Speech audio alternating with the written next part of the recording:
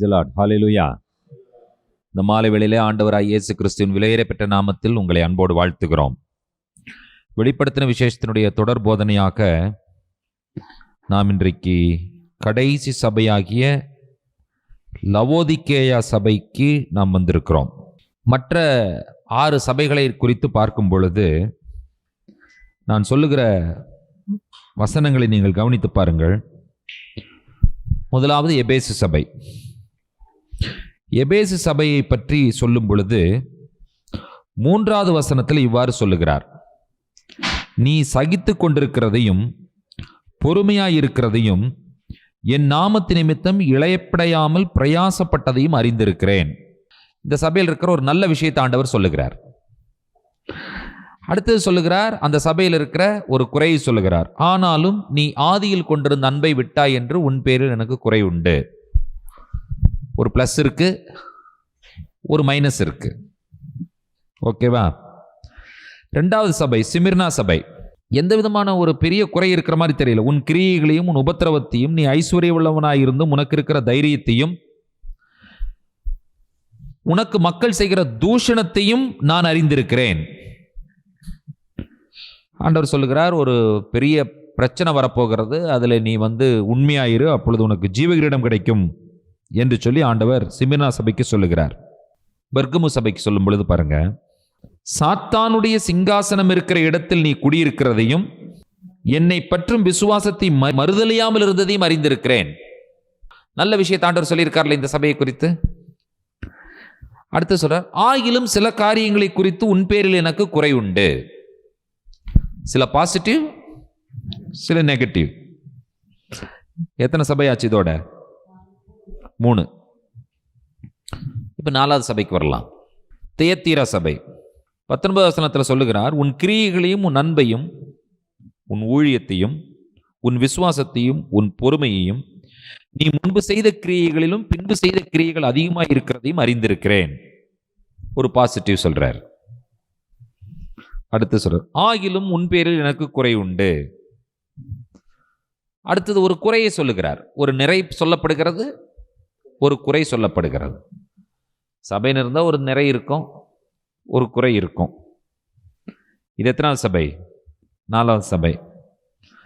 இப்போ 5வது சபை சர்தை.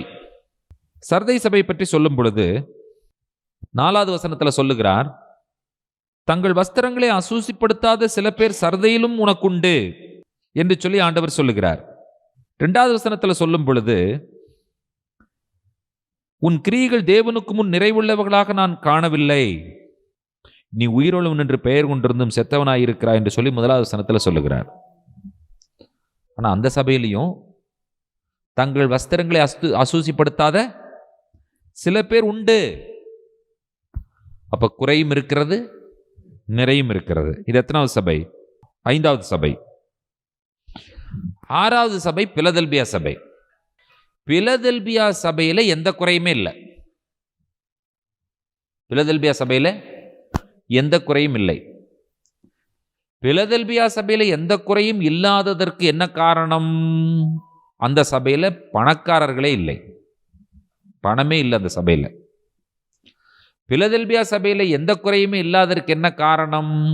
அந்த சபைதான் இந்த 7 சபைகளே சின்ன சபை. புரிஞ்சுதா உங்களுக்கு? அந்த சர்ச்சு இருக்கிறதுலே ரொம்ப சின்ன சர்ச் அந்த சர்ச் தான். அடுத்தது ரொம்ப பணப்புழக்கம் எல்லாம் அந்த சர்ச்சில் இல்லவே இல்லை. எங்க நிறைய பணப்புழக்கம் இருக்கோ அங்க கரப்ஷன் கண்டிப்பா வந்துடும். ஏதாவது ஒரு குறையாவது இந்த சபையில் இருந்ததா? இல்லை. ஏன்னா பணப்புழக்கம் இல்லை. சர்ச்சு சின்ன சர்ச். இன்னொன்று, இந்த 7 சபையில பிலதெல்பியா சபை தான் இன்றைக்கும் இருக்கிறது. 2000 வருஷம் ஓல்டான ஒரு சர்ச் இருக்கா உலகத்துல? இருக்கு. நீங்க இன்னைக்கு போய் பாருங்க, அங்க ஒரு சர்ச் இருக்கு, அந்த ஆராதனை நடத்துறாங்க. கொஞ்சம் நீங்கள் கற்பனை பண்ணி பாருங்கள், அங்க கூடுற விசுவாசிகள், இதே மாதிரி கூடி வருகிற விசுவாசிகள் இந்த பிலதெல்பியா சபையின் தூதனுக்கு எழுதின வசனத்தை வாசிச்சாங்கன்னா இது எங்க சர்ச்சுக்கு டைரக்டா எழுதுனதுங்கிறது எவ்வளவு சந்தோஷமா இருக்கும். நீங்க அட்டன் பண்ற சர்ச்சுக்கு இப்படி ஒரு லெட்டர் எழுதப்பட்டிருந்து அதை நம்ம சர்ச்சில் நம்ம வந்து உட்கார்ந்து வாசிக்கிறது எவ்வளவு நல்லா இருக்கும். அந்த பாக்கியம் இன்றைக்கு பிலதெல்பியா சபைக்கு கொடுக்கப்பட்டிருக்கிறது. 6வது சபை பிலதெல்பியா சபை இல்லையா? மற்ற 5 சபையிலையும் குறையும் இருந்தது, நிறையும் இருந்தது. பிலதெல்பியா சபையில குறையே இல்லை. 7வது ஒரு சபை இருக்குது பாருங்க, எந்த நிறையும் கிடையாது, குறை மட்டும்தான், ஒண்ணுமே இல்லைங்க. 7 சபைகளிலே ஏழையான சபை பிலதெல்பியா சபை, 7 சபைகளிலே மிகவும் பணக்கார சபை லவோதிக்கேயா சபை. Very very rich, very wealthy. பணக்காரர்கள் மட்டும்தான் அந்த சபையிலே இருந்தார்கள். அந்த சபையில யார் இல்லை? ஏழைகள் என்று ஒருவரும் இல்லவே இல்லை. வெறும் பணக்காரர்கள் மட்டுமே இருக்கிற சபை எப்படி இருக்கிறது? எந்த ஒரு நிறையும் ஆண்டவரால் அங்கே கண்டுபிடிக்க முடியவில்லை. அந்த சபையை குறித்த பல விஷயங்களை நாம் ஆராய்வதற்கு முன்பாக இந்த பட்டணத்தினுடைய பேக்ரவுண்ட் என்னங்கிறத நீங்க புரிஞ்சுக்கிட்டீங்கன்னு சொன்னா, அந்த பட்டணத்தினுடைய பேக்ரவுண்ட்ல இருந்து தான், அந்த பட்டணத்தினுடைய அடிப்படையில தான் அந்த சபைக்கு லெட்டர் எழுதி இருக்கிறார்கள் என்பது புரியும். லவோதிக்கேயா என்கிறதான இந்த பெயருக்கு அர்த்தமே என்னன்னு கேட்டீங்கன்னு சொன்னா, குளிருமின்றி அனலுமின்றிங்கிறது அதுக்கு அர்த்தமே. அந்த பட்டணத்தினுடைய பேருக்கு அர்த்தமே அதுதான், வெதுவெதுப்பான அப்படிங்கிறது அந்த பட்டணத்தினுடைய அர்த்தம், பேரினுடைய அர்த்தம். இந்த 7 சபைகளுக்கு எழுதப்பட்ட இந்த நிருபங்கள்ல லவோதிக்கேயா சபைக்கு எழுதப்பட்ட நிருபத்தில் இருக்கிற ஒரு வசனம் எல்லாருக்கும் பரிச்சயமான ஒரு வசனம், அடிக்கடி நமக்கு சொல்ற வசனம், ஞாபகம் இருக்கிற வசனம். எந்த வசனம்? இதோ வாசற்படியில் நின்று தட்டுகிறேன், ஒருவனின் சத்தத்தை கேட்டு படிங்க. இதோ வாசற்படியில் நின்று தட்டுகிறேன், ஒருவன் என் சத்தத்தை கேட்டு கதவை திறந்தால் இடத்தில் நான் பிரவேசித்து அவனோட போஜனம் பண்ணுவேன், அவனும் என்னோட போஜனம் பண்ணுவான். இந்த வசனம் தான் பரிச்சயமான வசனம். முதல்ல இந்த வசனத்தை வந்து நம்ம என்ன நினைக்கிறோம் தெரியுமா? ரட்சிக்கப்படாதவர்களுக்கு சொல்ல வசனம் நினைக்கிறோம். ஒருத்தர் ரட்சிக்கப்படலைன்னா அவனை பார்த்து சொல்றான், கர்த்தருடைய வாசல் பதியில் நின்று இதயமாகிய கதவை தட்டி கொண்டிருக்கிறார், நீ அந்த கதவை திறந்தால் அவர் உனக்குள்ள வருவார், உன்னோடு போஜனம் பண்ணுவார். இல்லைங்க, இது சர்ச்சில் கதவை தட்டிட்டு இருக்கார் ஆண்டவர், விசுவாசிகளுடைய கதவை தட்டிட்டு இருக்கார். இந்த சர்ச்சினுடைய ஒரு நிர்பந்தமான நிலையை பாருங்க. ஆண்டவரை ஆராதிக்கிறேன் என்று சொல்லுகிற மக்கள் எல்லாம் ஒரு பெரிய பிரம்மாண்டமான அறைக்குள்ள வந்து உட்கார்ந்து கொண்டு ஆண்டவருக்கு துதி, ஆண்டவருக்கு ஸ்தோத்திரம்னு சொல்லி பாடும் பொழுது கதவு முன்னும் பின்னும் அடைக்கப்பட்டிருக்கிறது. இவர்கள் பாடுகிற ஆண்டவருக்கு உள்ள இடமில்லை, அவர் வெளியே நின்றுட்டு இருக்கார். எப்படி இருக்கு யோசிச்சு பாருங்க. அவர் சொல்றார், தம்பி நான் தான்ப்பா உள்ள வரணும், முதல்ல கதவு திற அப்படின்னு சொன்னா, உனக்கெல்லாம் இங்க இடம் கிடையாது, நீ வெளியே நில்லு. யாருக்கு இடம் இல்லை இந்த சர்ச்சில்? இப்ப நம்ம எல்லாம் இங்க சர்ச்சில் உட்கார்ந்து இருக்கிறோம், ஆண்டவர் வெளியே நின்றுட்டு இருக்காரு. வெளியே நிக்கிறது மட்டும் கிடையாதுங்க, வெளியே நிக்கிறாருங்கிறது அவர் தட்டுற சத்தமும் நமக்கு கேட்க கிடையாது. அவர் ஒருத்தர் கதவை தட்டிக்கொண்டே நின்று கொண்டிருக்கிறார். நம்ம உள்ள என்ன பண்ணிட்டு இருக்கிறோம்?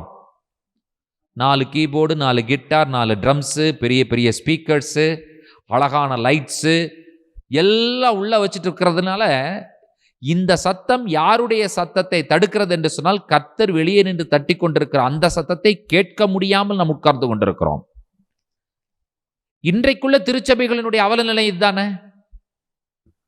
கர்த்தர் எங்கே இருக்கிறார் இன்றைக்கு திருச்சபைகளுக்குள்ளாக? வெளியே நின்று கொண்டிருக்கிறார் என்பதை நீங்கள் நினைத்து பாருங்கள்.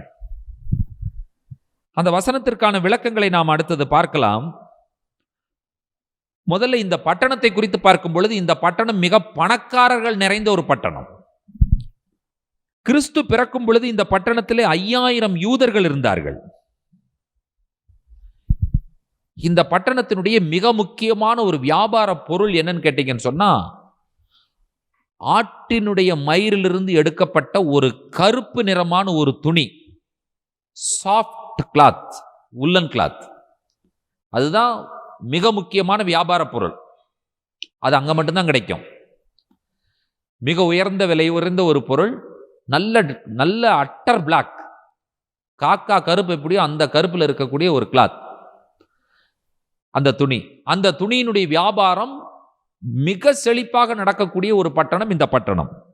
ரோம பேரரசன் தன்னுடைய இந்த பட்டணத்தை நிறுவி தன்னுடைய மனைவியினுடைய பெயரை தான் இந்த பட்டணத்திற்கு வைத்தான். லவோதிக்கே என்பது ஒரு பெண்ணுடைய பெயர். லவோதிக்கேயா என்கிறதான பட்டணம் பார்த்தீங்கன்னு சொன்னா இங்கதான் பேங்க் இருக்கு, பேங்கிங் சென்டர் இங்கதான் இருக்கு. பேங்க் எங்க இருக்குன்னு சொன்னா பணம் எங்க இருக்குதோ அங்கதான் பேங்க் வச்சிருப்பான். கிராமத்துல பேங்க் வச்சிருப்பானா? வச்சிருக்குமாண்ணா? கோயம்புத்தூர்ல பேங்க் இருக்கா? ஒன்னா ரெண்டா? எல்லா பிரான்ச்சும் இங்க வச்சிருப்பான். காரணம் என்னன்னு சொன்னா மக்கள்கிட்ட இருக்கிற பணமெல்லாம் பேங்க்குக்கு வரணும். ஸோ இந்த பட்டணத்தில் பேங்க் இருப்பதற்கு என்ன காரணம் என்று சொன்னால் இந்த பட்டணத்தில் பணம் இருக்கிறது ஆகியனால நிறைய பேங்க் இந்த பட்டணத்தில் இருக்குது. Is a banking centre. இந்த 7 சபைகள் இருக்கிற இந்த ஏரியாவில், ஏசியா மைனர்ல, நான் பட்டணத்தில் வாழ்கிறேன் என்று ஒரு மனிதன் சொல்லுவான் என்று சொன்னால் அவன் லவோதிக்கேயால் வாழ்கிறான் அர்த்தம். இது மட்டும்தான் சிட்டி. நான் பட்டணத்தில் வாழ்கிறேன் என்று சொன்னால் அவன் எங்கே வாழ்கிறான் அர்த்தம்? லவோதிக்கேயால் வாழ்கிறான், அதுதான் சிட்டி. இந்த பட்டணத்தில் பணக்காரர்கள் ஜாஸ்தி. பணக்காரர்கள் ஜாஸ்தி இருந்தாலே அங்க பிச்சைக்காரர்களும் இருப்பார்கள். பெரிய பெரிய வீடுகளிலே பணக்காரர்கள் வாழ்ந்து கொண்டிருக்கிற சூழ்நிலையிலே தெருவில் பார்த்தீங்கன்னு சொன்னா ஏராளமான பிச்சைக்காரர்கள் உட்கார்ந்து கொண்டிருப்பார்கள். காரணம் என்ன? ஒரு பிச்சைக்காரன் பணமே இல்லாத ஒரு இடத்துல போய் உட்கார மாட்டான், ஒரு ஊருக்கு போக மாட்டான். அங்க அவனுக்கு என்ன வேலை? யோசிச்சு பாருங்க. நம்ம ஊர்ல பாருங்க, பிச்சை எடுக்கிறவங்க எங்க எடுப்பாங்கன்னு சொன்னா நல்ல ஜங்ஷன்ல கார்களா நிக்கிற இடத்துல நின்று இருப்பான். ஏன்னா காரத்தை இறங்கி ஏதாவது போட மாட்டாங்களா? சிக்னலுக்கு சிக்னல் ஆள் இருக்கிறத பார்த்துருக்கீங்களா நீங்க? பணம் போடுவாங்க. பெரிய ஹோட்டல்ஸ்க்கு முன்னால பார்த்தீங்கன்னு சொன்னா 10 பேர் உட்கார்ந்துருப்பான், நின்றுட்டு இருப்பான், கிடைக்குமா அப்படின்னு சொல்லி. சாதாரண கோயில்கள் இருக்கும், இந்த சும்மா அது இதுன்னு நம்ம அந்த பேரெல்லாம் சொல்ல முடியாது. நம்ம அந்த கோயில்கள்லாம் பார்த்தீங்கன்னு சொன்னா அந்த கோயிலில் மக்கள் போவாங்க வருவாங்க, ஆனால் ஒரு பிச்சைக்காரங்க கூட பார்க்க முடியாது. நீங்க நல்ல பட்டு வேஷ்டி, பட்டு சட்டை, பட்டு சேலை கட்டிட்டு காரில் இறங்கி இந்த கோயில்களுக்கு போகிற, கோயிலுக்கு முன்னால் பார்த்தீங்கன்னு சொன்னால் ஆளுகள் லைனாக உட்காந்துருப்பாங்க. அவன் அங்கேயும் போய் போட்டு இங்கேயும் போடணும். இந்த பட்டணமும் அப்படிப்பட்ட பட்டணம் தான். எவ்வளவுக்கு எவ்வளவு பணக்காரர்கள் இருந்தாலோ அவ்வளவுக்கு அவ்வளவு பிச்சைக்காரர்கள் இந்த பட்டணத்தில் இருந்தார்கள். கிபி 60 ஒரு பெரிய பூகம்பம் இந்த பட்டணத்தை தாக்கி இந்த பட்டணத்தை அழித்த பொழுது ரோம பேரரசுக்கு இவர்கள் சொன்னார்கள், நாங்களே இந்த பட்டணத்தை திரும்பவும் கட்டிக்கொள்ளுகிறோம் என்று சொல்லி கட்டிக்கொண்டவர்கள் இவர்கள். என்ன காரணம்? அவ்வளோ பணம் நிறைய இருக்கு, அதனால் நீங்கள் எங்களுக்கு உதவி செய்ய வேண்டும் என்கிற அவசியம் இல்லை, நாங்களே எங்களை கட்டிக்கொள்வோம் என்று சொல்லி சொன்னவர்கள். அடுத்து இந்த லவோதிக்கேயா என்கிறதான் இந்த பட்டணத்தினுடைய கிளைமேட் அற்புதமான ஒரு கிளைமேட். ஆகினால இங்க என்ன நிறைய இருக்குன்னு சொல்லி கேட்டீங்கன்னு சொன்னா இந்த massage centre, spa, healing centres நிறைய வச்சிருப்பாங்க இங்க. உங்களுக்கு பணம் இருந்ததுனாலே மக்கள் கொண்டு போய் எங்கேயாவது கொடுக்கணும்ல பணத்தை, சும்மாவா இருக்க முடியும்? நீ பணக்கார பட்டணத்துக்கு நீங்க போனீங்கன்னா அங்க விற்கிற துணியினுடைய விலைக்கும் வேற பட்டணத்துல விற்கிற துணியினுடைய விலைக்கு இருக்கிற வித்தியாசத்தை பார்த்தீங்கன்னா நிறைய கண்டுபிடிச்சலாம். நீங்க அதே துணி தான் அவன் 5000 ரூபாய் சொல்லுவான், ஆனா இது இங்க வரும்பொழுது அந்த துணி அதே சேம் கிளாத் 500 ரூபாய். இங்க ஹீலிங் சென்டர்ஸ் நிறைய வைத்திருந்தார்கள். பணம் உள்ளவர்கள் என்ன செய்வார்கள் என்று சொன்னா அவர்களுடைய அந்த ஹீலிங்காக அங்கே போகிற வழக்கம் அவர்களிடத்துல உண்டு. இப்போ இந்த சிட்டியில் என்ன இருந்துச்சுன்னு சொன்னால் ஹெல்த்தும் இருந்தது, வெல்த்தும் இருந்தது, பணமும் இருந்தது, ஆரோக்கியமும் இருந்தது. இவர்கள் ஒரு ஹீலிங் சென்டரில் ஒரு ட்ரீட்மெண்ட் வச்சுருந்தாங்க. என்ன ட்ரீட்மெண்ட் சொன்னால் ஒரு பவுடர் போல் இருக்கிற ஒரு பொருள், அந்த பொருளை என்ன பண்ணுவாங்கன்னு சொன்னால் தண்ணியில் கலந்து கண்களை மூடி கண்களுக்கு போட்டு விடுவார்கள். அது பார்த்தீங்கன்னு சொன்னால் கண்களுக்கு ஒரு மெடிசன் மாதிரி இருக்கிற ஒரு ட்ரீட்மெண்ட்டை இந்த சிட்டியில் மட்டும்தான் அதை செஞ்சாங்க. இதெல்லாம் நான் ஏன் சொல்றேன்னு கேட்டீங்கன்னு சொன்னா, இதெல்லாம் வந்து சபைக்கு எழுதின நிருபத்தோடு ஒத்து போகிற விஷயங்கள். ஆண்டவர் அதை பேஸ் பண்ணி தான் லெட்டர் எழுதுறார். இந்த பட்டணத்திலிருந்து பிலதெல்பியா போற அந்த வழியில கொஞ்சம் தூரம் போனீங்கன்னு சொன்னா வல்கனோஸ் எரிமலைகள் இருக்கிறது. அந்த எரிமலைகளிலிருந்து சுடு தண்ணி வெளியே வரும். ஹாட் ஸ்பிரிங்ஸ், கொதிக்க கொதிக்க வரக்கூடிய சுடு தண்ணி.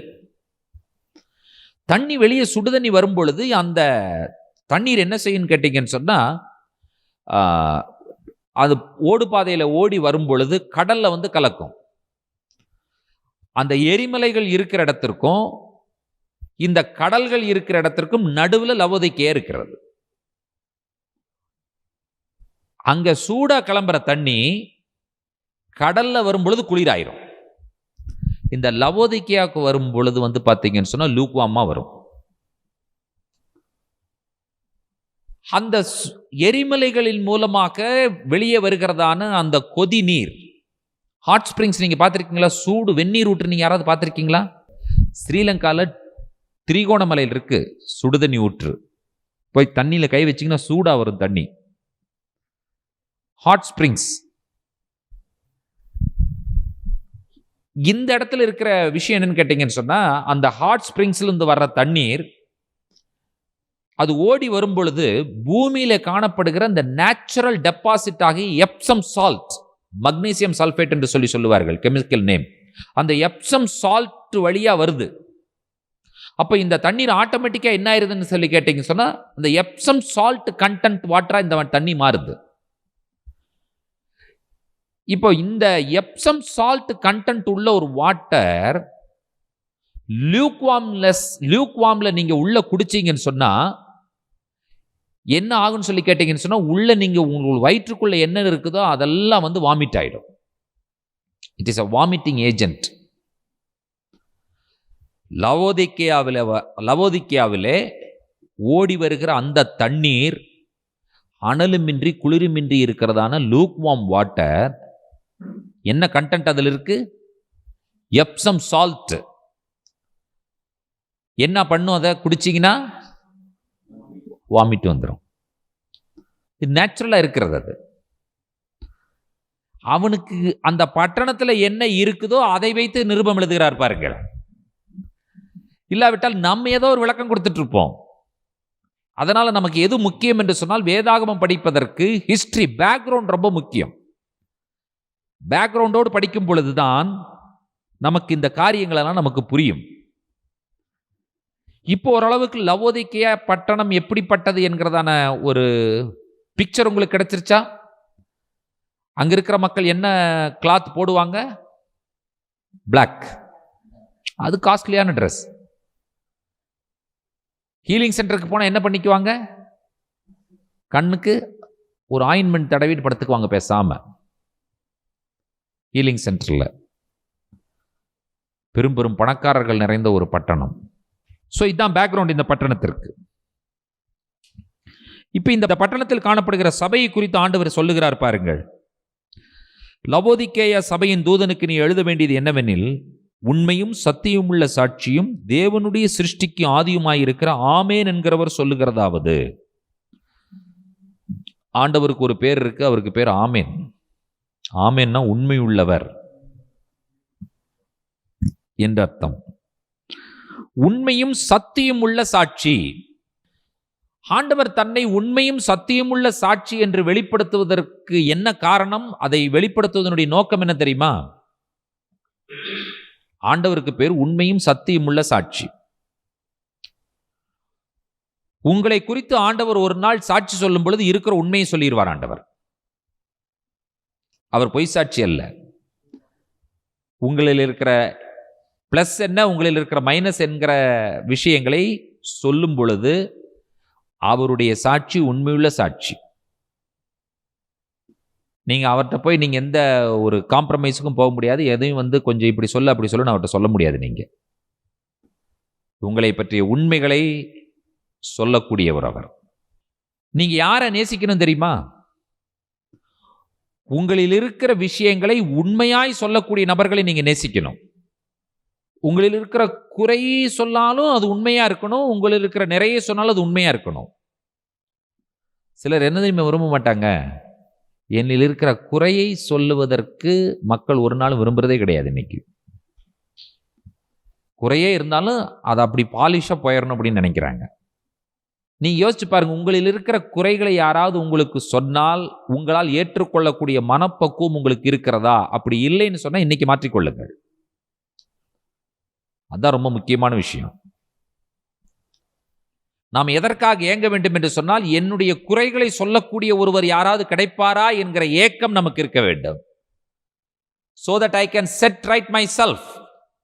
என்னை நான் திருத்திக் கொள்வதற்கு ஒரு வாய்ப்பு கிடைக்குமே, இல்லையா?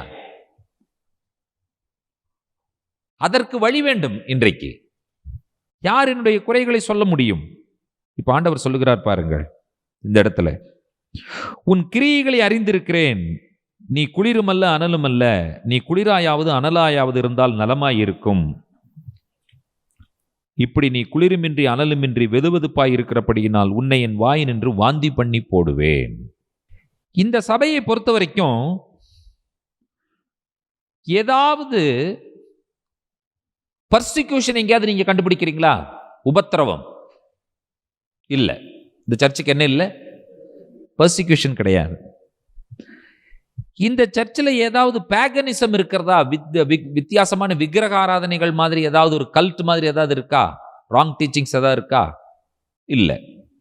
கள்ள உபதேசமோ கள்ள போதனைகளோ ஹெரட்டிக்கல் டீச்சிங்ஸ் கல்ட்டிக் அதெல்லாம் கிடையாது. இம்மாரலிட்டி ஏதாவது இருக்கா இந்த சர்ச்சில்? அதுவும் கிடையாது. அப்படிப்பட்ட விஷயங்கள் எதையும் நீங்க கண்டுபிடிக்கல. ஆனா இந்த சர்ச்சில் இருக்கிற டேஞ்சரஸான ஒரு விஷயம் என்னன்னு கேட்டீங்கன்னு சொன்னா, இந்த சர்ச்சினுடைய அலட்சியத்தன்மை. அது சபையை கொல்லுவதை போல, ஒரு நபரை கொல்லுவதை போல வேறு ஒரு விஷயம் ஒரு மனிதனையோ ஒரு சபையோ கொல்றதுக்கு வாய்ப்பே கிடையாது. ஓகே அப்படின்னு போறாங்க பாருங்க, அந்த அலட்சியம். அதுதான் ஆண்டவர் என்ன தெரியுமா சொல்லுகிறாரு? ஒரு கொதிக்க கொதிக்க இருக்கிறதான சுடுநீர், அல்லது அதை சொல்லணும்னு சொன்னா சூடு நீர். சூ போட்டா கொஞ்சமா சூடாகும், சூவன்னா ஆக்கி பாருங்க. அந்த மாதிரி சூடு தண்ணி, சுடு தண்ணி இல்லை, சூடு தண்ணி. சூடு தண்ணிய யாராவது ஒரு திரும்ப கையை வச்சிங்கன்னா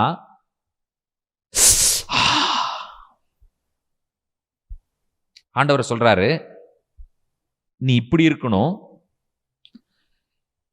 இல்லாட்டி ஒரு நல்ல ஐஸ் கட்டியை தூக்கி நீங்க இப்படி கை நீட்டும் போது கையை வச்சிட்டீங்கன்னு சொன்னா ரெண்டுக்கும் ஒரே ரியாக்ஷன் தான். ஐஸ் கட்டியை கையில் வச்சிருக்க முடியுமா? முடியாது. கொதிக்க கொதிக்க ஊத்துகிற தண்ணீரை கை நீட்டி நீங்க வச்சிருக்க முடியுமா? முடியாது. ஆனா சும்மா ஒரு லூக் வார்ம் வாட்டரை ஊத்துறீங்க கையில,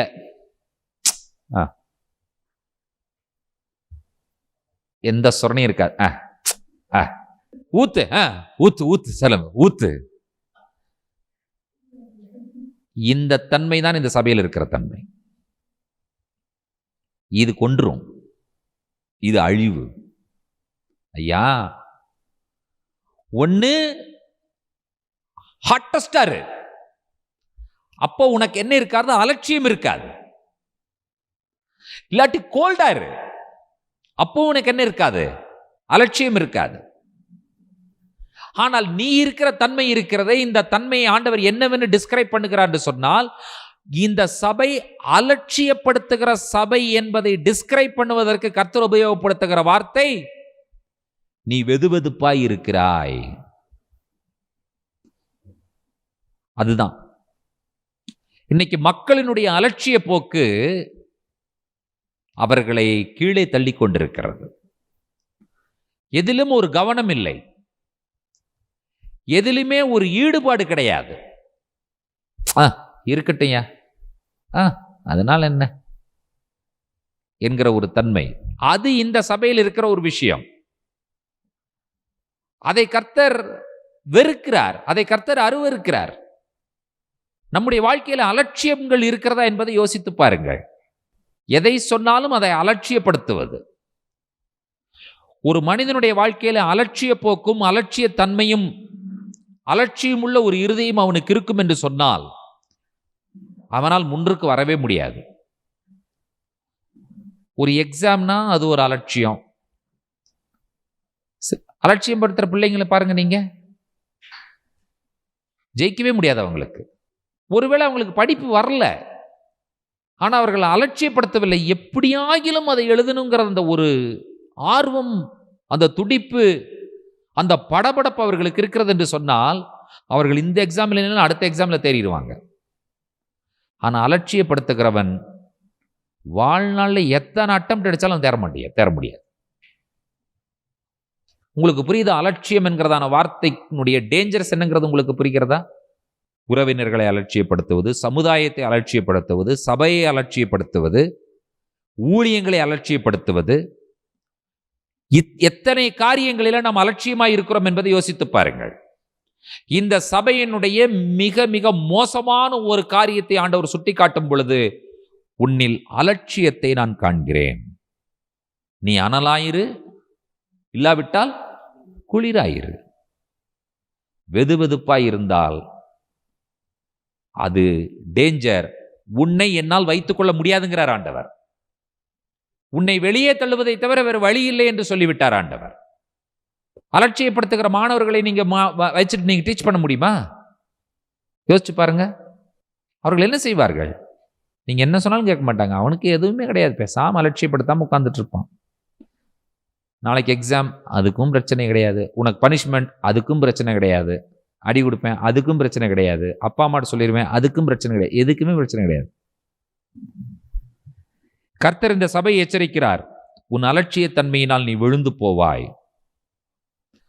அது பாகனிசம் இருக்கு, இல்லாவிட்டால் ஹெரட்டிக்கல் டீச்சிங் இருக்கு, இல்லாவிட்டால் பர்சிக்யூஷன் இருக்கு, எது இருக்குன்னு சொன்னாலும் ஏதாவது ஒன்று செய்யலாங்க. சொர்ணே இல்லாமல் இருக்கிறாள் நீங்க என்ன பண்ணுவீங்க? டே, உனக்கு ஏதாவது சூடு சொரணை இருக்கா? அதெல்லாம் எதுவும் கிடையாது. பார்த்துருக்கீங்களா நீங்க அப்படிப்பட்ட ஆட்களை? அவங்கள வச்சு நீங்க எதுவுமே செய்ய முடியாது.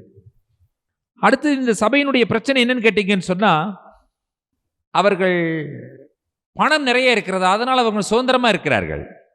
இவர்களுக்கு என்ன பிரச்சனைன்னு கேட்டீங்கன்னு சொன்னா, ஐ சப்போர்ட் த சர்ச். அதுதான் அவர்களுக்கு இருக்கிற மிகப்பெரிய மனப்பாங்கு. நான் சர்ச்சை சப்போர்ட் பண்ணிட்டு இருக்கேன். இல்லைங்க, சர்ச் உங்களை சப்போர்ட் பண்ணுதுன்னு நீங்க நினைக்கணும். சிலர்லாம் சொல்லுவாங்க, நீங்கள் தேவனுக்கு தேவை. நான் சொல்லுவேன், இல்லைங்க, நமக்கு தான் தேவன் தேவைங்க. நீங்கள் தேவனுக்கு தேவை யார் சொன்ன அப்படின்னு? நம்ம இல்லைன்னா ஒண்ணுமே பண்ண முடியாது அவர்னால. நம்மளுடைய எண்ணமே என்னன்னு சொல்லினா, நான் இல்லைன்னா என்ன நடக்க போகிறது? இந்த சபையினுடைய மனப்பான்மை அது. ஆக்சுவலா நான் தான் பிடிச்சு நிறுத்துறேன், நான் தான் இதை செய்கிறேன், நான் தான் இதை செய்கிறேன். இந்த இண்டிபெண்டன்ஸ் என்கிறதான இந்த சுதந்திரம், எனக்கு எல்லாமே இருக்கிறது என்கிறதான இந்த மனப்பாங்கு நீங்கள் எப்பொழுது கண்டுபிடிக்க முடியும் என்று சொன்னால், அவனுடைய ஆலய ஆராதனை, அவனுடைய ஜப வாழ்க்கையில் நீங்கள் இதை கண்டுபிடித்து விடலாம். தேவன் எனக்கு தேவை என்கிறவனுடைய ஜபமும் நான் தேவனுக்கு தேவை என்கிறவனுடைய ஜபத்திலும் வித்தியாசம் இருக்கிறது. எனக்கு தேவன் தேவை, அவனுடைய ஜபம் வித்தியாசம். நான் தான் ஆண்டவருக்கு தேவை அப்படின்னு சொல்லும்போதுனா, அவன் நினைச்ச நேரத்துக்கு ஜெபம் பண்ணுவான். அவனுக்கு தினந்தோறும் ஜெபிக்கணுங்கிற அவசியம் கிடையாது. விசுவாசிகள் என்ன புரிய வேண்டும் என்று சொன்னால், எனக்கு தேவனுடைய கிருபை, அந்த நாளுக்கு தேவையான கிருபை எனக்கு தேவை. அப்படி சொல்ற ஆள் காலையில் ஜெபம் பண்ணுவார். காலைதோறும் உடைய கிருபைகள் புதிதாய் இருக்கிறது. எனக்கு தேவ கிருபை தேவை என்று சொல்லுகிறவன் தான் முழங்கால் படியிடுவான். தேவ கிருபை தேவையில்லை என்று நினைக்கிறவன் என்ன செய்வான்? அவன் முழங்கால் படியிட மாட்டான். ஏன் ஜெபிப்பதில்லை? நமக்கு கிருபையை பற்றிய அறிவே இல்லை. ஐயா, இன்னைக்கு தேவையான கிருபையை நான் பெற்றுக்கொள்ள வேண்டும். So I come into the presence of God and I kneel down and I pray to God. ஆனா இவர்களுக்கு அப்படிப்பட்ட தேவை இவர்கள் உணரவில்லை. அந்த மெஷர்மெண்ட், இந்த வாரத்திற்கு தேவையான ஒரு கிருபை, இந்த நாளுக்கு தேவையான கிருபை எத்தனை பேர் ஒத்துக்கொள்ளுகிறீர்கள்? அந்த நாளுக்கு தேவையான கிருபை தேவை என்று சொல்லி எத்தனை பேர் ஒத்துக்கொள்ளுகிறீர்கள்? அந்த வாரத்திற்கு தேவையான கிருபை பெற்றுக்கொள்ளுகிறோமா? அதை நம்ம அது இருந்தாதான் என்னால் முடியும் அப்படின்னு சொல்லுகிற அந்த மனப்பான்மை நமக்கு இருந்தாதான் நம்ம தேவ சமூகத்திற்கே வருவோம். எங்கே நீங்கள் கிருபையை பெற்றுக்கொள்வீர்கள்? தேவ சமூகத்தில். தேவனோடு நீங்கள் பேசும் பொழுது, வேதத்தோடு நீங்கள் பேசும் பொழுது, அதாவது வேதம் உங்களோடு பேசும் பொழுது, வேதத்தை நீங்கள் படிக்கும் பொழுது, கர்த்தருடைய சமூகத்தில் அமர்ந்திருக்கும் பொழுது கர்த்தர் எதை கொடுக்கிறார் என்று சொன்னால் கிருபையை கொடுக்கிறார். காலைதோறும் ஜெபிப்பது மத சம்பிரதாயமா அல்லது மத சடங்காச்சாரமா அல்லது கிறிஸ்தவர்களுக்கென்று கொடுக்கப்பட்டிருக்கிறதான ஏதோ ஒரு ஒழுங்கா? இல்லை.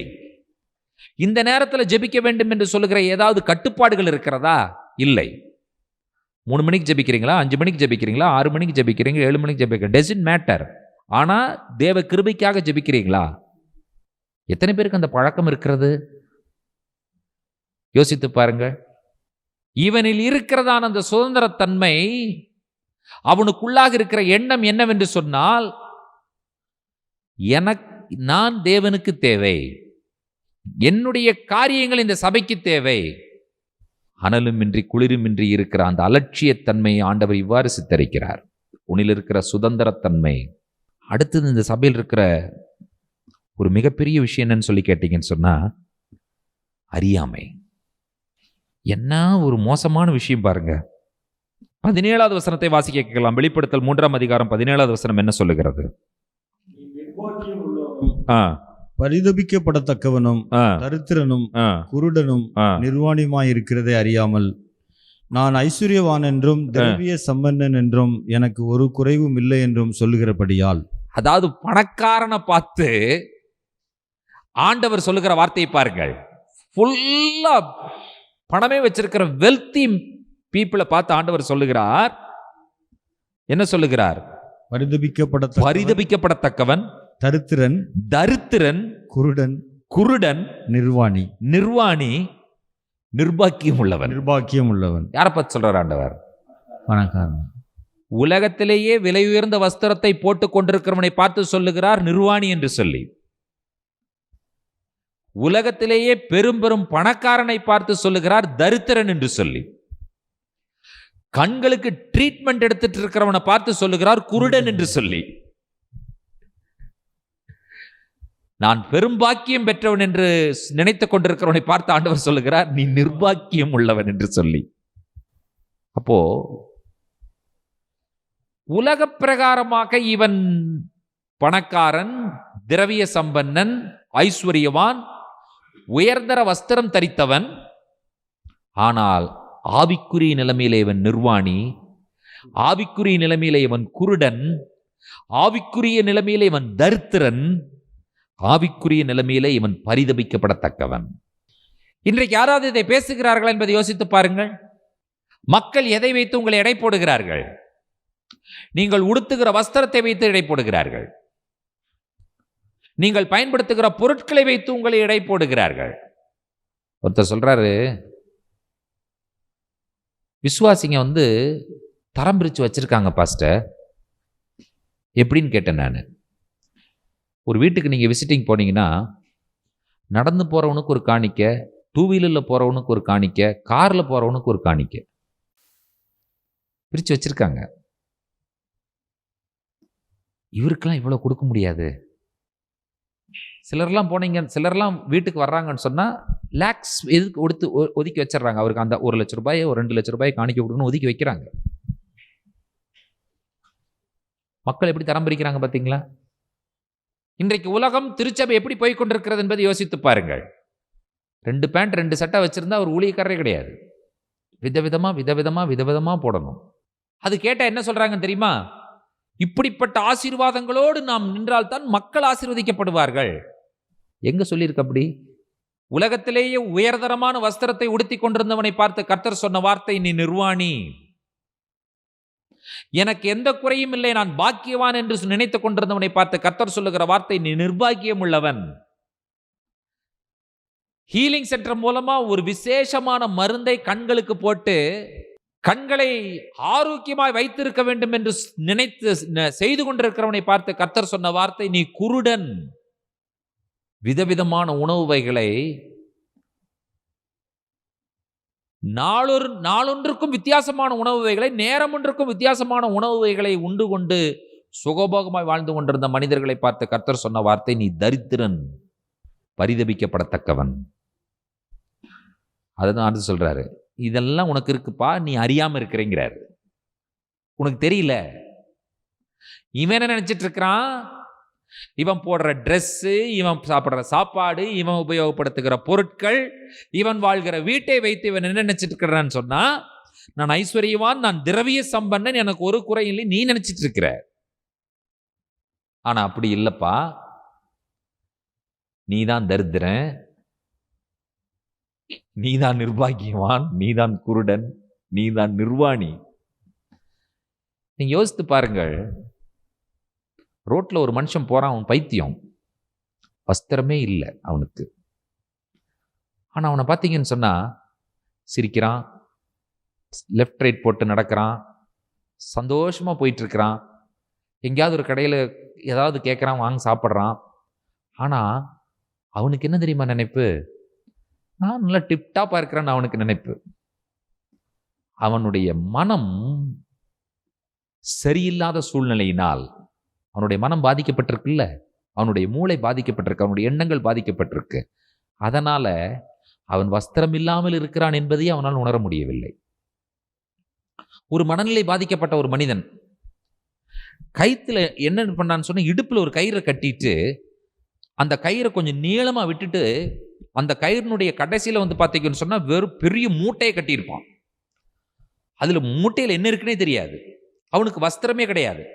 அவன் பார்த்தீங்கன்னு சொன்னா ரோட்ல லெஃப்ட் ரைட் பின்னால் அது வேற அது பாட்டுக்கு வந்துட்டு இருக்கும். பார்த்தா பரிதாபமா இருக்கும். அவனுக்கு என்ன நினைப்புன்னு கேட்டீங்கன்னு சொன்னா, நான் ஒரு மிலிட்ரி கமாண்டர், எனக்கு பின்னால் 1000 பேர் வந்துட்டு இருக்கிறான். கர்த்தர் சொல்லாம சொல்றாரு, நீ மனநிலை பாதிக்கப்பட்டவன் பண்ணிட்டாரு. நம்ம லாங்குவேஜில் சொன்னா, நீ மென்டல், நீ அப்படிதான் நினைச்சிட்டு இருக்கிற. நீ மனநிலை பாதிக்கப்பட்டவர்கள் இன்றைக்கு சபைக்குள்ள உட்கார்ந்துட்டு இருக்காங்க. என்ன பண்றது யோசிச்சு பாருங்க பார்க்கலாம். இவன் சர்ச்சுக்கு வர்றதே என்ன எதற்காகன்னு சொல்லி கேட்டீங்கன்னு சொன்னா, அவனிடத்துல என்ன இருக்கிறது என்பதை மற்றவர்கள் பார்க்க வேண்டும் என்பதற்காக சர்ச்சுக்கு வர்றாள் இந்த கூட்டமே. அதுதான். அதனால்தான் ஆண்டவர் வெளியே தள்ளி கதை அடைச்சிட்டு உள்ள உட்கார்ந்துருக்கான். ட்ரெஸ்ஸை காண்பிக்கணும், பொருட்களை காண்பிக்கணும், அவர்கள் போட்டிருக்கிற உயர்தரமான காரியங்கள் என்னென்ன இருக்கோ அதெல்லாம் காண்பிக்கணும் மக்களுக்கு. அதற்காக வராள் சர்ச்சுக்கு. அவர் உள்ள இருந்தாருன்னா இது வேலைக்கு ஆகாது. ஆகினால் அவர் வெளியே நிற்க வச்சுட்டாதான் இது வேலைக்கு ஆகும். அவர் என்ன சத்தம் போட்டாலும் யாருக்கு கேட்க போறதில்லை. இவனுக்கு கேட்க போறதே கிடையாது. இவனுக்கு கேட்க வேண்டும் என்கிற அவசியமும் இல்லை. அவர் எதுக்கு இவனுக்கு? யோசித்து பாருங்கள். சில விஷயங்களை நான் சொல்ல சொல்ல பல விஷயங்கள் உங்களுடைய கண்களுக்கு முன்பாக ஆண்டவர் கொண்டு வந்து போடுகிறார் என்று சொன்னால் நாம் உணர்ந்து கொள்ள வேண்டியது அவசியம், திருத்திக் கொள்ள வேண்டியது அவசியம். ஜனங்களுக்கு இன்னைக்கு என்ன தேவைன்னு சொன்னா, தாங்கள் அடையாளப்படுத்தப்பட வேண்டும் என்று விரும்புகிறார்கள், தங்களை மக்கள் போற்ற வேண்டும் என்று விரும்புகிறார்கள். அதுலதான் மோசமான ஒரு விஷயம் என்னன்னு கேட்டீங்கன்னு சொன்னா, இதுல வந்தது இன்னைக்கு பிசாசு கொண்டு வந்து போட்ட ஃபேஸ்புக்குங்கிற விஷயம். எங்க போனாலும் உடனே பிடிக்க வேண்டியது, ஃபேஸ்புக்கில் போட வேண்டியது, அப்புறம் அதவே உட்காந்து மெனக்கெட்டு பார்த்துட்டு இருக்க வேண்டியது. எதுக்குன்னு சொன்னால், எவனெல்லாம் லைக் பண்ணியிருக்கான், எவனெல்லாம் கமெண்ட் போட்டிருக்கான்னு டைம் பூரா அதில் தான் இருக்கும். அப்புறம் அங்கே போனேன், நான் அங்கே ஒளியும் செஞ்சேன், இங்கே போனேன், நான் இங்கே ஒளியும் செஞ்சேன், இங்கே போனால் இத்தனை பேர் இருந்தாங்க, இங்கே போனாங்க இத்தனை பேர் இருந்தாங்க. படம் போட வேண்டியது, பிக்சரை போட வேண்டியது, ஃபுல்லாக ஃபேஸ்புக்கில் ஏற்ற வேண்டியது. அதுக்கப்புறம் இவன் லைக் போடுறவனால வைத்தறிச்சலோட லைக் போடுறான்னு அவனுக்கு தெரியாது.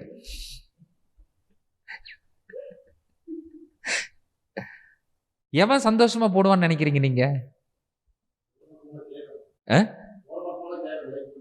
அது வேற, கேட்கறது வேற.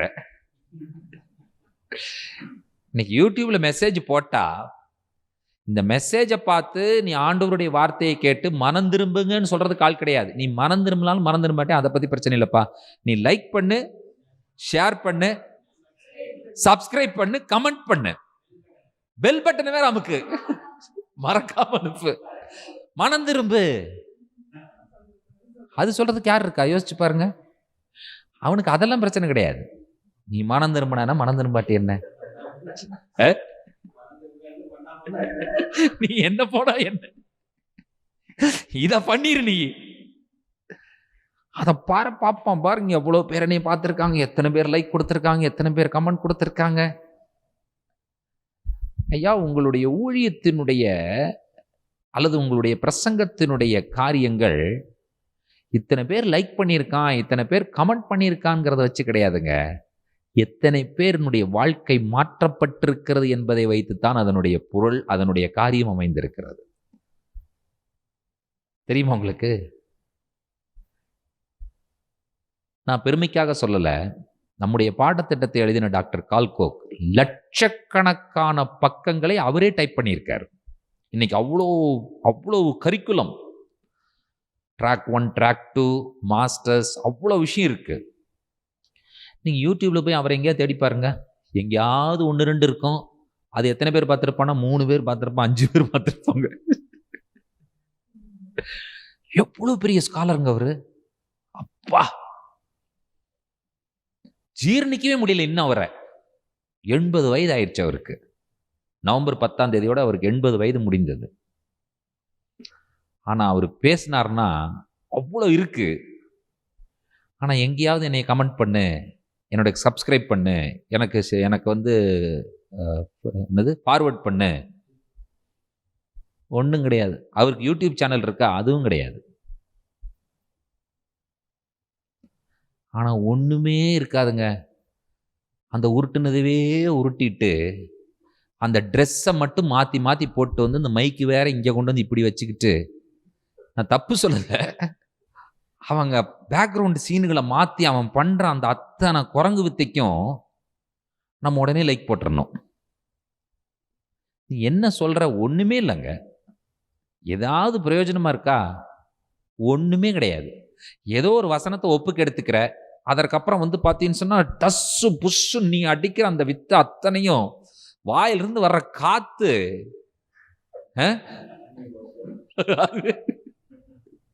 அதுக்கு 4 அந்நிய பாஷைக்கு வேற ஒரு சவுண்டு வேற, அதுக்கு வேற பக்கத்தில் இருக்கிற மியூசிக் வேற கொடுக்க வச்சுக்கிறது. அந்த கீபோர்டு இல்லைன்னா இங்கே வேலைக்கே ஆகாது. அது வேற கிணி கிணி கிணி கிணி கிணி கிணின்னு கூட ஓடிக்கிட்டே இருக்கணும் வேற. அந்த ஓட்டத்துக்கு இதை வேற பார்த்துட்டு உடனே லைக் கொடுக்கணுமா? அதிலிருந்து வேற அந்த அரை மணி நேரத்தில் அந்த 2 நிமிஷம் வேற கட் பண்ணி அதை வேற போட்டு பார்த்தா இங்க 2 நடை இப்படி இங்க நடப்பாரு. சரி, என்ன சொல்ல வந்தார் கடைசியில்? ஒன்றும் இருக்காது. யோசிச்சு பாருங்க.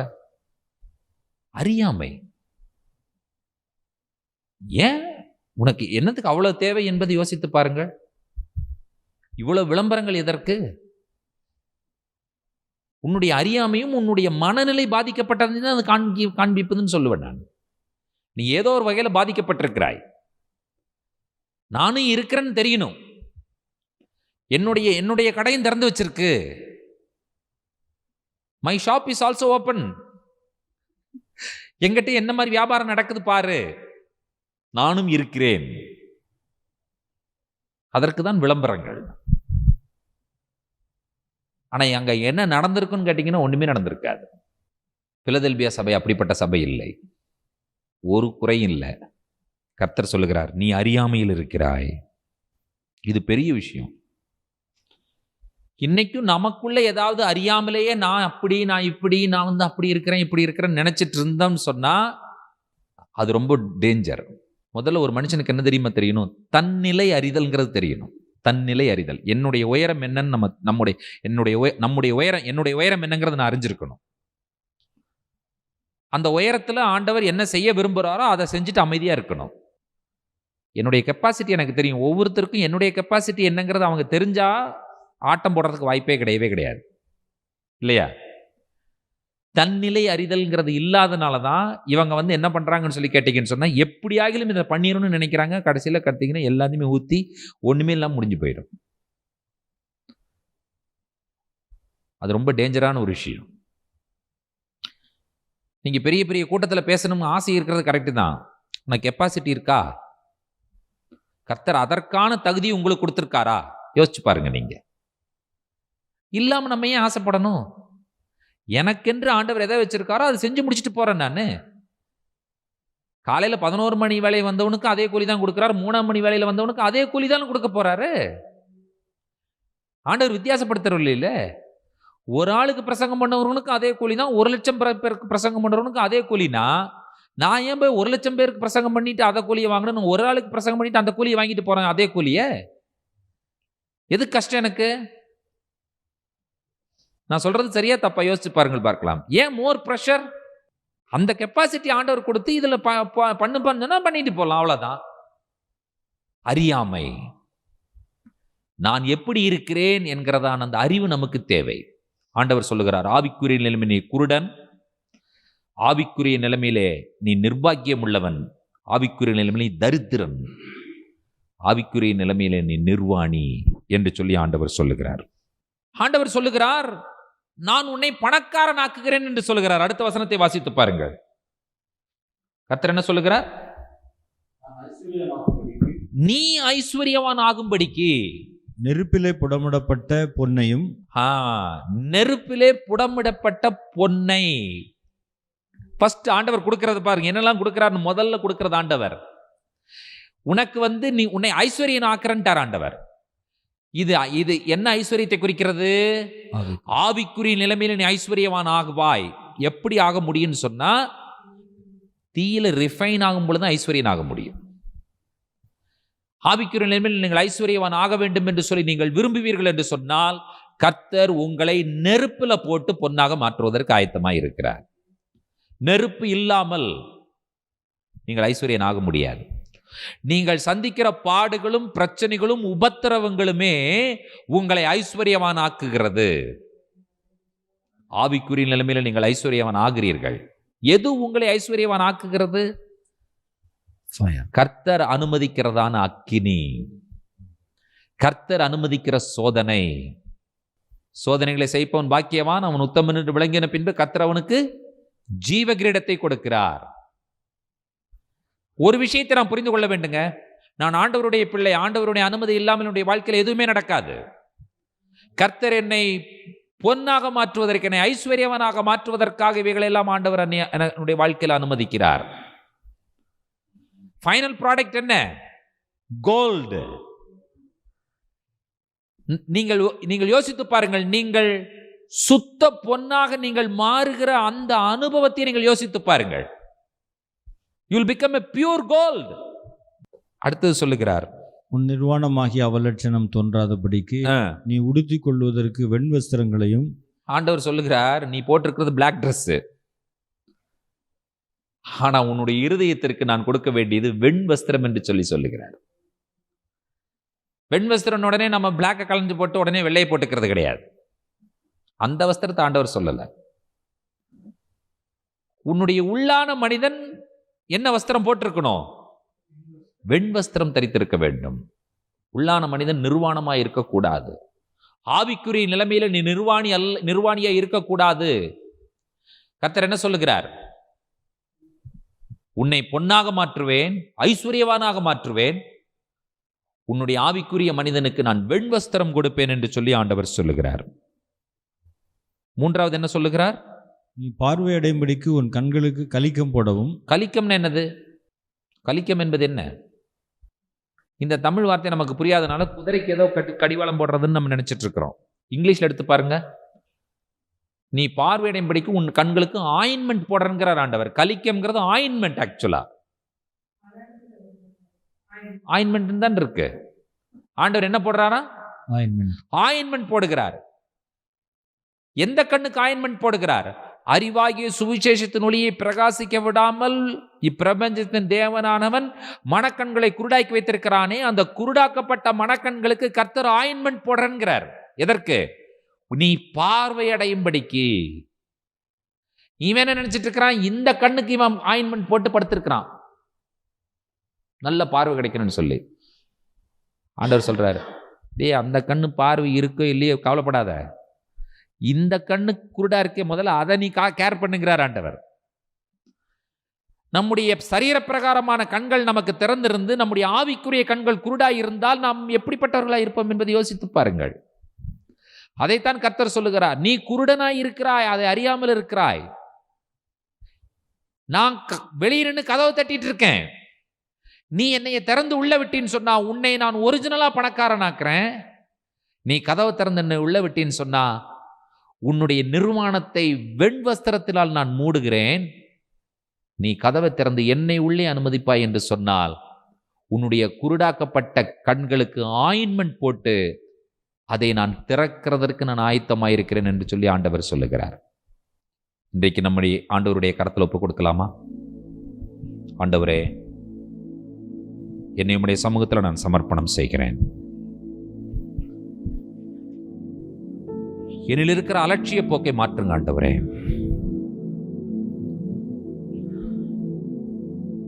நீர் எனக்கு தேவை என்கிற எண்ணத்தை எனக்கு கொடுங்க ஆண்டவரே.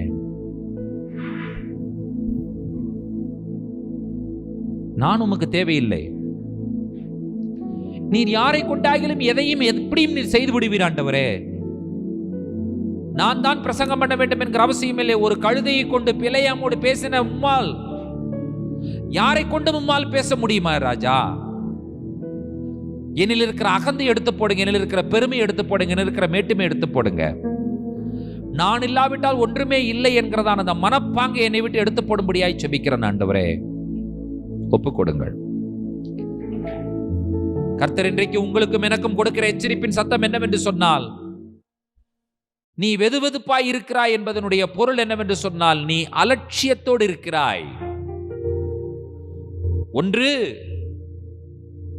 நீ அனலாயிருப்பாய் என்று சொன்னால் உன்னிலே அலட்சியம் இல்லை என்பதை நான் புரிந்து கொள்ளுவேன். அல்லது குளிராய் இருப்பாய் என்று சொன்னால் உன்னிலே அலட்சியம் இல்லை என்பதை நான் புரிந்து கொள்ளுவேன். ஆனால் உன்னில் இருக்கிறதான அந்த வெதுவெதுப்பான தன்மை உன்னுடைய மிகப்பெரிய அலட்சியத்தை இது காண்பிக்கிறது. அலட்சிய போக்கு ஒரு மனிதனை கொல்லுவதை போல வேறு ஒன்று காரியம் ஒரு மனிதனை கொல்லுவதற்கு வாய்ப்பே இல்லவே இல்லை. எவ்வளவு அலட்சியத்தோடு நாம் காணப்படுகிறோம் என்பதை யோசித்து பாருங்கள். நேரத்தை அலட்சியப்படுத்துவது, காலங்களை அலட்சியப்படுத்துவது, பிறரை அலட்சியப்படுத்துவது, குடும்பத்தை அலட்சியப்படுத்துவது, நம்மை விட இன்னொருவன் கீழே இருப்பான் என்று சொன்னால் அவனை அலட்சியப்படுத்துவது, ஒரு மனிதனையும் எந்த சூழ்நிலையையும் எந்த காலத்தையும் அலட்சியப்படுத்தாமல் எல்லாவற்றையும் கவனமாக கையாள்வேன் என்கிறதான ஒரு மனப்பக்குவத்திற்கு நீங்கள் வரும் வரை இதற்கு தீர்வு இல்லவே இல்லை.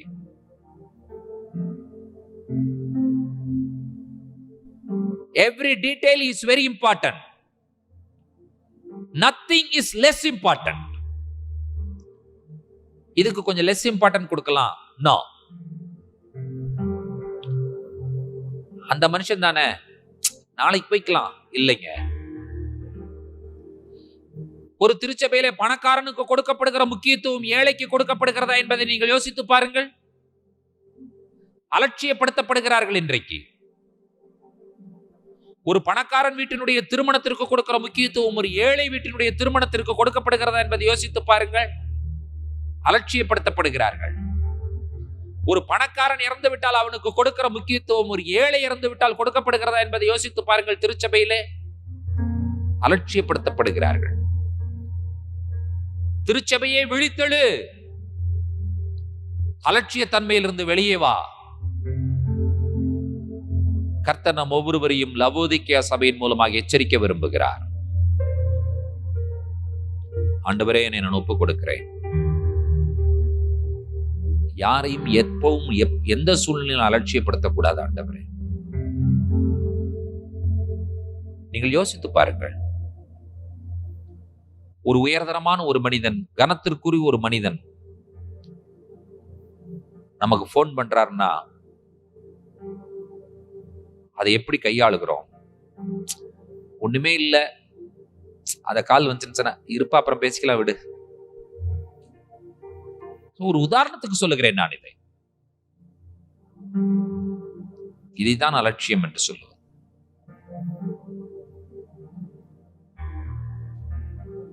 அறியாமை. ஆண்டவரே என்னை சுட்டிக்காட்டும் என்று சொல்லி கேளுங்கள். லவோதிக்கேயா சபை அறியாமையில் காணப்பட்டது.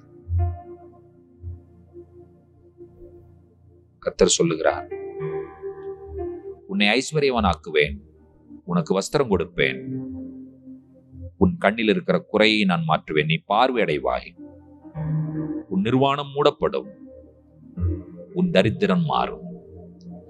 ஆவிக்குரிய நிலைமையில தரித்திர நிலைமை மாற வேண்டும். ஆவிக்குரிய நிலைமையினுடைய நிர்வாணம் மூடப்பட வேண்டும். ஆவிக்குரிய நிலைமையுடைய குருட்டுத்தன்மைகள் மாற வேண்டும். கர்த்தர் மாற்றுவதற்கு ஆயத்தமாயிருக்கிறார். ஜெபிப்போம். இரக்கத்தில் ஐஸ்வர்யம் உள்ள எங்கள் அன்பின் ஆண்டவரே, ஆசீர்வதிக்கப்பட்ட மாலை பொழுது உம்முடைய கரத்துல நாங்கள் ஒப்பு கொடுத்து ஜெபிக்கிறோம். லவோதிக்கேயா சபையின் மூலமாக நீர் எங்களோடு பேசின ஜீவனுள்ள தேவனுடைய வார்த்தைக்காய் நாங்கள் உமக்கு ஸ்தோத்திரம் சொல்லுகிறோம். என்னை இந்த தேவனுடைய வார்த்தைக்கு முதலாவது ஒப்பு தந்து ஜெபிக்கிறேன் ஆண்டவரே. நான் வெதுவெதுப்பாய் இருக்கிறதை கர்த்தர் வெறுக்கிறீர். நான் அனலாயாவது குளிராயாவது இருக்க வேண்டும் என்று சொல்லி நீர் எதிர்பார்க்கிறீர். இல்லாவிட்டால் வெதுவெதுப்பாய் இருக்கிற என்னை உம்மால் வைத்துக் கொள்ள முடியாத ஆண்டவரே, நீர் வெளியே துப்பி விடுவீர் ஆண்டவரே. என்னை ஏற்றுக்கொள்ள உம்மால் முடியவே முடியாது. நீர் எனக்கு தேவை.